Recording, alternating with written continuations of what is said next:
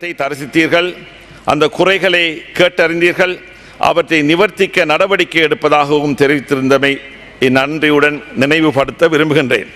ஏறாவூர் தபாலக எல்லைக்குள் சுமார் 11,000 குடும்பங்களைச் சேர்ந்த 50,000 மக்கள் வசித்து வாழ்கின்ற பொழுதிலும் தபால் விநியோக செயற்பாடுகளுக்கு 4 சேவகர்கள் மாத்திரம் பணியில் உள்ளனர். பல கிலோமீட்டர் தூரம் பயணித்து பகல் உணவு கூட எடுக்காமல் ஓய்வில்லாமல் அந்த ஊழியர்கள் பணியாற்றி வருகின்றனர். ஆக குறைந்தது இன்னும் 2 சேவகர்களையாவது மேலதிகமாக நியமனம் செய்து தருமாறு கேட்டுக்கொள்கின்றேன். 1ஆம் தரத்திலுள்ள ஏறாவூர் தபாலகத்தினை விசேட தர அஞ்சல் அலுவலகமாக தரம் உயர்த்தும் கோரிக்கை நீண்ட காலமாக முன்வைக்கப்பட்டிருக்கிறது. இது தொடர்பாக தபால் மா அதிபருக்கு 30/5/2016 தங்களால் அனுப்பி வைக்கப்பட்ட பணிப்புரை கடிதத்திற்கு இதுவரை எவ்வித நடவடிக்கையும் எடுக்கப்பட்டதாக தெரியவில்லை.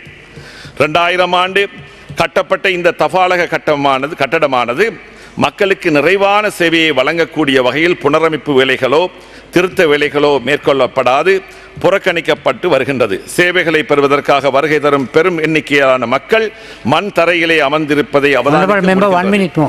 எனவே இந்த தபாலகத்தை தரம் உயர்த்தி புனரமைத்து தருமாறு தயவாக கேட்டுக்கொள்கிறேன். எமது பகுதிகளில் அமைந்துள்ள மீராகேணி உப தபாலமானது மட்டக்களப்பு மாவட்டத்தில் முதற்தர உப தபாலகமாக தெரிவு செய்யப்பட்டுள்ளது.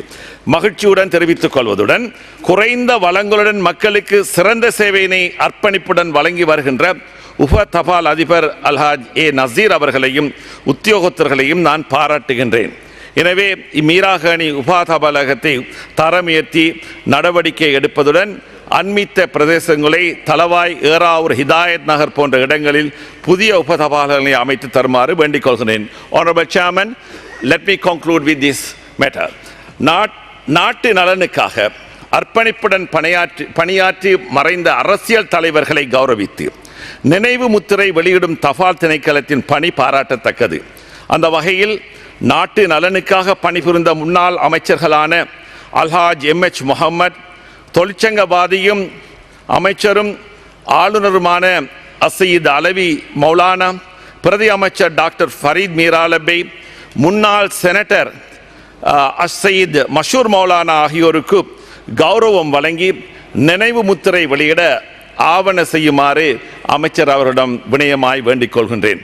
முஸ்லிம் சமய கலாசார அலுவல்கள் திணைக்களத்தில் பள்ளி வாயல்களை பதிவு செய்யும் செயற்பாடுகள் மிகவும் தாமதமாக இடம்பெறுவதாக தெரிவிக்கப்படுகின்றது. எமது பிரதேசத்தில் பதிவு செய்யப்படாதிருக்கும் அனைத்து பள்ளிவாசல்களையும் பதிவு செய்ய நடவடிக்கை எடுக்கப்பட வேண்டும். பல பள்ளி வாயல்கள் நிர்வாகங்கள் சீரற்று காணப்படுகின்றன.